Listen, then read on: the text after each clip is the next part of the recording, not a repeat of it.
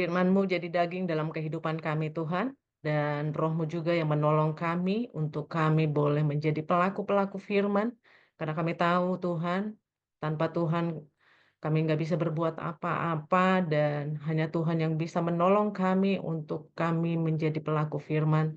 Terima kasih, berkati setiap kami pagi hari ini, dan tolong setiap kami untuk kami boleh memahami kebenaran firman-Mu pagi hari ini Tuhan. Lewat perenungan singkat yang kami dengar pagi hari ini. Dalam nama Tuhan Yesus kami berdoa mengucap syukur. Amin.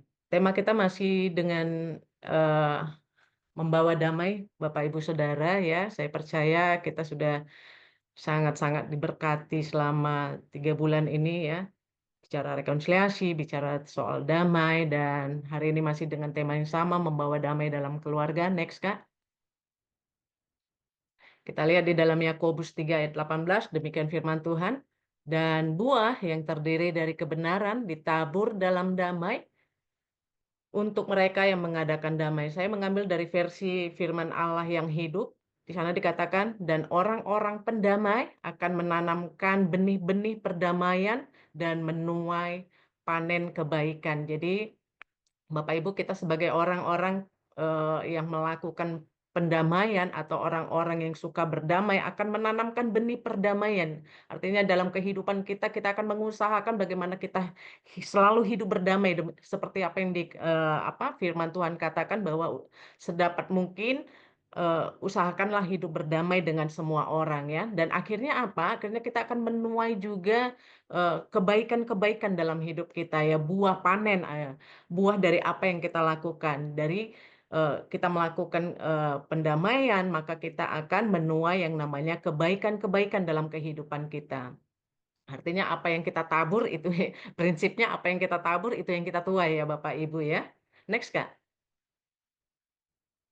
Nah, saya percaya pada dasarnya Bapak Ibu semua keluarga ingin hidup dalam damai. Betul nggak Bapak Ibu ya? Saya percaya semua kita yang ada di em, Zoom meeting ini juga punya harapan yang sama gitu ya, bahwa semua kita ini eh, pengen hidup keluarganya itu damai, akur ya kan. Tapi pada kenyataannya tidak semuanya loh ternyata tidak semua keluarga bisa hidup mengupayakan hidup berdamai dalam keluarganya. Makanya kita banyak temukan banyak keluarga-keluarga itu yang konflik ya. Banyak keluarga-keluarga suami istri bisa bisa nggak omongan, bisa nggak saling bicara, tegur sapa ya. Ya, tapi sebenarnya pada dasarnya semua orang ketika orang membentuk keluarga, semua orang tidak ada satupun yang menginginkan tidak hidup berdamai seperti itu. Tapi ya itu tadi ada begitu banyak dalam perjalanan dalam rumah tangga, ada begitu banyak hal yang mungkin yang menjadi sumber konflik ya, gitu. Tapi intinya semua orang itu ingin hidupnya berdamai, ingin keluarganya aman, ingin keluarganya itu eh, apa ya penuh penuh penuh damai, sejahtera ya. Ya, jadi sekali lagi em, konflik di dalam keluarga itu bukan hanya terjadi ya Bapak Ibu di dalam keluarga yang bukan bukan orang percaya saja ya, tapi juga terjadi di dalam keluarga orang-orang percaya. Nah, kenapa konflik itu terjadi? Bapak Ibu, saya mau mengajak kita pagi hari ini untuk kita bisa melihat Yakobus 3 itu dari ayat yang pertama, kita lihat satu perikop ayat ini. Karena di sana kita akan temukan kenapa sih terjadi konflik, kenapa terjadi hal-hal keributan di dalam keluarga, ya di dalam rumah tangga. Nah, kita mau lihat dulu di dalam Yakobus 3 ayat ayat yang kelima saja ya Bapak Ibu, saya bacakan buat Bapak Ibu. Demikian juga lidah, walaupun satu anggota kecil dari tubuh, namun dapat memegahkan perkara-perkara yang besar.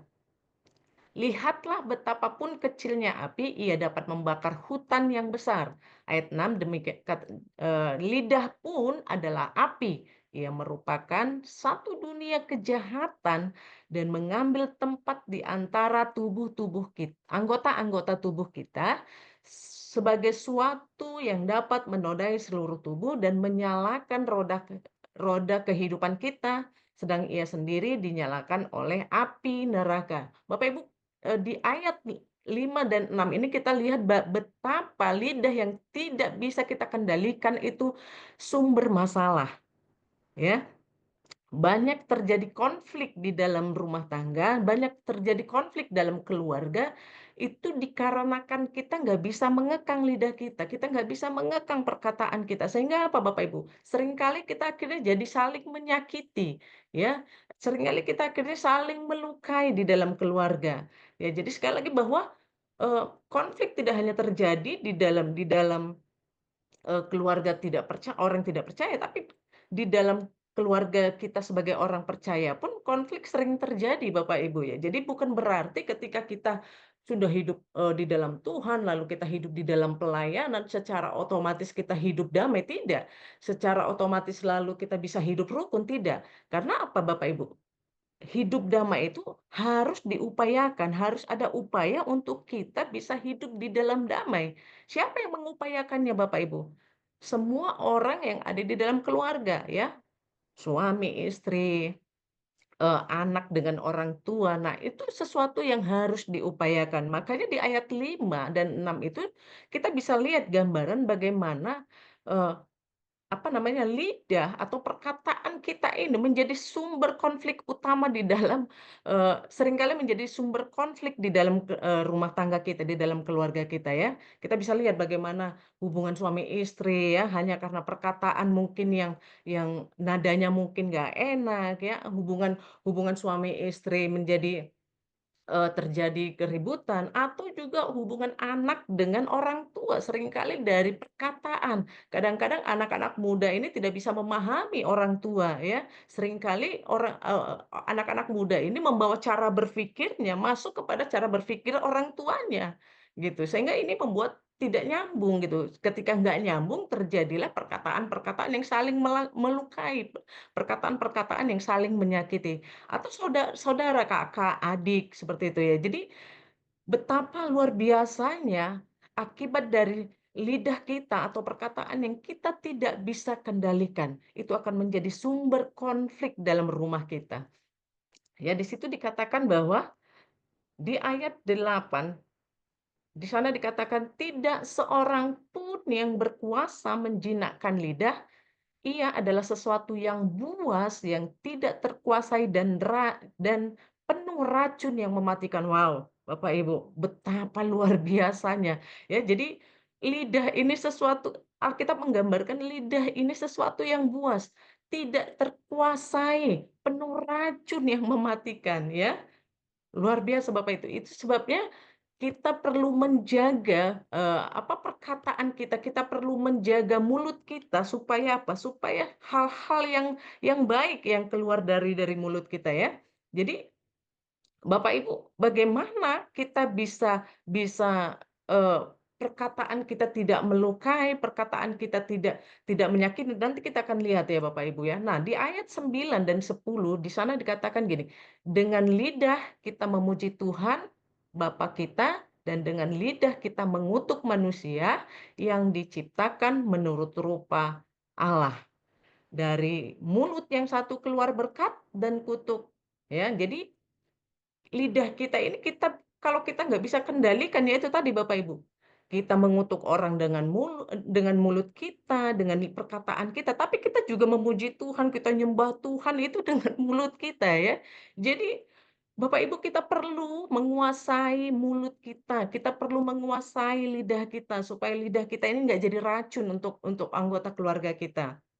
Supaya perkataan kita bukan perkataan yang mematikan untuk keluarga kita, ya. Makanya hidup kita ini perlu dikuasai oleh firman Bapak Ibu, supaya apa? Supaya semua yang keluar dari hidup kita itu adalah hal-hal yang benar. Makanya Alkitab bilang gini kan Bapak Ibu, apa yang benar, apa yang baik, apa yang suci, apa yang layak untuk, eee eee, apa apa yang layak untuk dipuji, perkatakanlah itu, pikirkanlah itu. Nah, apa yang kita pikirkan, itu yang seringkali keluar lewat mulut kita, Bapak Ibu. Jadi, sekali lagi bahwa perkataan itu juga ada hubungannya ketika kita menjaga hati kita, ya. Karena dari hati kita Allah terpancar kehidupan, kan firman Tuhan bilang gitu ya. Jadi, ketika hati kita benar, maka perkataan kita juga benar. Tapi ketika hati kita nggak benar, maka seringkali perkataan yang keluar dari mulut kita adalah perkataan-perkataan, yaitu tadi, yang menyakitkan, yang melukai ya. Lalu hal-hal yang negatif itu yang akan keluar. Makanya penting untuk kita menjaga hidup kita. Penting kita untuk menjaga lidah kita ya. Dengan apa? Ya, isi hidup kita dengan hal-hal yang benar. Isi hidup kita dengan hal-hal yang baik. Ya, kita sudah diingatkan, kita sudah dikasih tips oleh firman Tuhan, yaitu pikirkanlah hal-hal yang layak ya. Pikirkan hal-hal yang baik, yang suci, yang benar. Sehingga hidup kita ini dijagai oleh firman Tuhan ya, Bapak Ibu ya. Nah, Amsal 18 ayat 21 bilang begini Bapak Ibu, hidup mati dikuasai oleh lidah. Barang siapa yang suka menggemakannya akan akan memakan buahnya ya. Mari kita Bapak Ibu kita perhatikan semua yang keluar dari mulut kita ya. Sekali lagi tadi saya udah katakan bahwa dari hati, sumbernya dari hati. Makanya kita perlu menjaga hati kita, ya. Kita perlu menjaga hati kita dari mana kita bisa menjaganya? Dari firman Tuhan yang kita baca, ya. Kita perlu hidup di dalam kebenaran sehingga kebenaranlah yang menguasai kehidupan kita. Ya, jadi Bapak Ibu, mmm, kita harus memikirkan, kita latih, ini bukan hal yang mudah mungkin ya, makanya firman Tuhan juga bilang, "Jangan, duduk dengan para pencemooh." Karena apa? Karena apa yang kita dengar, apa yang seringkali di mana kita duduk itu akan mempengaruhi pola pikir kita, mempengaruhi hati kita, pikiran kita. Nah, itu yang akan keluar, kalau itu terus-menerus kita biarkan masuk dalam hidup kita, maka itu menjadi satu terpola, hidup kita akan terpola di sana Bapak Ibu. Jadi kita akan mengeluarkan hal-hal apa yang kita dengar gitu.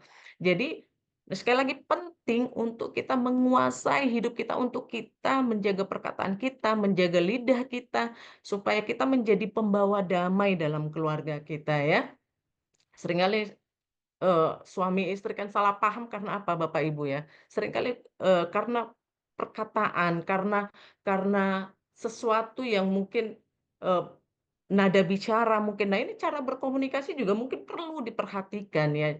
Tapi semuanya itu bersumber dari hati Bapak Ibu, sehingga itu yang keluar. Makanya perlu sekali lagi kita perlu menjaga hati kita, ya, menjaga hati kita, waspada dengan hati kita karena apa yang, dari hati itulah terpancar kehidupan yang diwujud nyatakan juga lewat perkataan kita ya.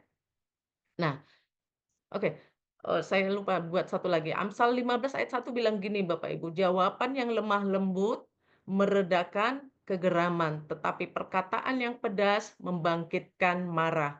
Ya, jadi Bapak Ibu mari kita, eee, miliki hati yang lemah lembut ya. Hati yang lemah lembut firman Tuhan bilang meredakan kegeraman. Kalau hati kita keras, ya kita saling mengutamakan ego kita masing-masing, maka nggak akan ada kedamaian Bapak Ibu. Yang ada tambah pecah tuh masalah gitu ya. Jadi selain kita menjaga hati, kita perlu mempunyai hati yang lemah lembut ya Bapak Ibu ya.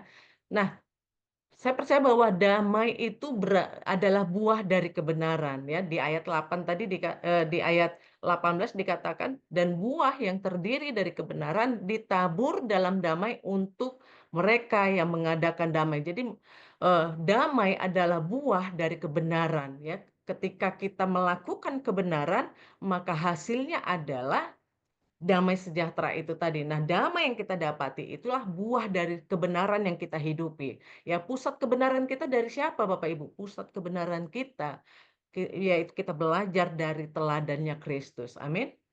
Ya, jadi kita belajar dari teladannya Kristus. Kristuslah pusat dari kebenaran kita. Ya, jadi orang yang di luar kebenaran Kristus, ya, orang yang di luar Kristus sama dengan orang di luar kebenaran, ya. Jadi, damai adalah buah dari kebenaran. Makanya penting untuk kita sekali lagi bahwa kita hidup di dalam kebenaran. Supaya apa? Supaya damai itu yang menguasai kehidupan kita. Yesaya 32 ayat 17 bilang gini, "Di mana ada kebenaran, di situ akan tumbuh damai sejahtera. Dan akibat kebenaran adalah ketenangan, ketentraman untuk selama-lamanya." Artinya gini, di mana ada Kristus, di situ akan tumbuh damai sejahtera. Dan akibat Kristus atau kebenaran itu adalah ketenangan, ketentraman, bahkan untuk selama-lamanya. Katakan amin ya. Jadi kebenaran itu benihnya gitu. Ketika kebenaran itu bertumbuh dalam hidup kita, maka itu yang menghasilkan ketenangan, itu menghasilkan ketentraman. Sehingga ujungnya apa Bapak Ibu? Sehingga ujungnya adalah kita hidup rukun bersama ya nanti Bapak Ibu bisa baca di dalam, Mazmur 133 ayat 1-3. Nah di situ kita akan melihat bahwa itu adalah efek di mana kita menghidupi kebenaran sehingga kita bisa hidup rukun bersama. Hidup rukun bersama di Mazmur 133 itu mengacu kepada hidup rukun dalam keluarga Bapak Ibu. Ya, jadi tidak hanya bicara hidup rukun dengan saudara-saudara seiman kita, tidak, tapi bicara juga itu hidup rukun di dalam rumah tangga. Jadi sekali lagi, di mana ada kebenaran atau Kristus, di mana ada Kristus, di situ akan tumbuh damai sejahtera, dan akibat kebenaran adalah ketenangan, ketentraman selama-lamanya. Makanya kita harus mengutamakan Tuhan di dalam keluarga kita. Kita harus, Kristus harus ada di dalam keluarga kita. Itu yang membuat kita hidup di dalam damai sejahtera. Itu yang membuat keluarga kita, rumah tangga kita menjadi hidup dalam ketenangan, ketentraman, sehingga kita bisa hidup rukun bersama dengan anggota keluarga kita ya. Jadi ketentraman itu orangnya tidak mudah ada rasa aman ya Bapak Ibu. Nah, itu sebabnya Bapak Ibu penting rekonsiliasi dalam keluarga. Nah, ketika kita tahu kita sudah belajar ya selama 2 bulan ini bicara tentang rekonsiliasi ya, itu makanya kita penting untuk melakukan rekonsiliasi di dalam keluarga. Suami, istri, orang tua dengan anak atau dengan mertua ya, saudara, kakak, kakak beradik dalam rumah gitu. Itu pentingnya rekonsiliasi Bapak Ibu supaya apa? Supaya ada damai, supaya semua konflik itu bisa selesai. Ya, jangan jangan konflik didiamin aja gitu. Itu akan itu kayak kita lagi apa namanya, kita seperti bom waktu, suatu waktu itu akan meledak ya. Jadi harus diselesaikan, harus ada rekonsiliasi, harus ada pemulihan. Untuk apa Bapak Ibu? Untuk mengembalikan kembali panggilan keluarga seperti semula, yaitu melahirkan generasi ilahi yang hidup serupa dan segambar dengan rupa Allah dan menguasai bumi. Jadi Tuhan sendiri sudah mendesain keluarga. Sebenarnya pada awalnya Tuhan menciptakan keluarga adalah untuk melahirkan generasi yang takut akan Tuhan. Firman Tuhan bilang beranak cuculah dan bertambah banyaklah. Bukan sekedar beranak cucu Bapak Ibu, tapi melahirkan generasi-generasi yang takut akan Tuhan. Dari mana generasi yang takut akan Tuhan ini? Ya, itu dari keluarga. Itu sebabnya orang tua perlu mendidik anak-anak kita untuk hidup di dalam Tuhan, ya. Makanya kita ada KJP Rocky, ini adalah salah satu wadah di mana kita melatih anak-anak kita untuk takut akan Tuhan Bapak Ibu. Jadi sekali lagi kita mau, ingatkan Bapak Ibu untuk ajak, mungkin ada keluarga, mungkin ada saudara kita yang mungkin di bawah umur usia 12 tahun, ayo ajak KJP ya, nanti kasih linknya gitu. Jadi kita harus paham dulu nih Bapak Ibu, bahwa kita punya panggilan yang luar biasa, kita punya panggilan di mana, keluarga kita harus menghasilkan generasi-generasi yang takut akan Tuhan ya. Matius, saya tutup dengan ini Bapak Ibu. Matius 5 ayat 9 di sana dikatakan berbahagialah orang yang membawa damai karena mereka akan disebut apa? Mereka akan disebut anak-anak Allah. Amin. Jadi pastikan Bapak Ibu kita hidup membawa damai dalam keluarga kita. Kalau semua orang bisa dalam keluarga mengusahakan hidup berdamai, saya percaya damai sejahtera, saya percaya hidup rukun pasti terjadi dalam keluarga. Amin. Makanya semua orang di dalam keluarga harus tahu fungsinya masing-masing, harus tahu panggilannya di dalam keluarga, bahwa Tuhan mau keluarga kita ini menjadi berkat. Saya mau bilang gini, keluarga merupakan wujud nyata sorga di bumi untuk menghadirkan kerajaan Allah di muka bumi. Sekali lagi, keluarga merupakan wujud nyata sorga di bumi untuk menghadirkan kerajaan Allah di bumi. Biarlah lewat keluarga kita orang melihat ada kerajaan Allah, ada orang merasakan surga ya. Bahkan mungkin bukan orang lain saja, tapi seluruh anggota keluarga kita terlebih dahulu merasakan surga di bumi ya lewat lewat orang tua, lewat anak ya, semua anggota keluarga kita merasakan ada damai sejahtera, hidup dalam perdamaian. Sekali lagi keluarga merupakan wujud nyata sorga di bumi untuk menghadirkan kerajaan Allah di muka bumi. Amin Bapak Ibu. So pastikan kita hidup, mengusahakan hidup berdamai. Orang tua dengan anak, pasangan suami istri ya, atau mungkin kalau ada, mertua di rumah kita atau keluarga kita yang lain, mari kita sama-sama mengusahakan hidup damai. Ya, karena Tuhan mau lewat keluarga kita Kristus dinyatakan, lewat keluarga kita kerajaan Allah dinyatakan. Amin. Ya, Bapak Ibu sharingkan ini nanti di BR, upaya apa yang kita sudah lakukan untuk membawa damai dalam keluarga. Nanti sharingkan atau mungkin ada hal-hal yang mungkin, aduh susah nih untuk bawa apa namanya untuk jadi pendamai di dalam keluarga. Nanti bisa sharingkan. Mungkin dari sharing-sharing kita bisa mendapat masukan dari teman-teman kita yang lainnya ya. Jadi saya percaya pagi hari ini Bapak Ibu kita mendapatkan sesuatu dan saya berdoa supaya setiap kita menjadi keluarga-keluarga yang kuat di dalam Tuhan, keluarga-keluarga yang takut akan Tuhan. Mari kita berdoa. Tuhan terima kasih buat firman-Mu. Tolong setiap keluarga-keluarga di tempat ini Tuhan untuk boleh menyatakan kerajaan-Mu di muka bumi. Biar lewat keluarga kami dipakai untuk menyatakan kebenaran Tuhan bagi banyak orang. Terima kasih dalam nama Tuhan Yesus kami berdoa mengucap syukur. Amin.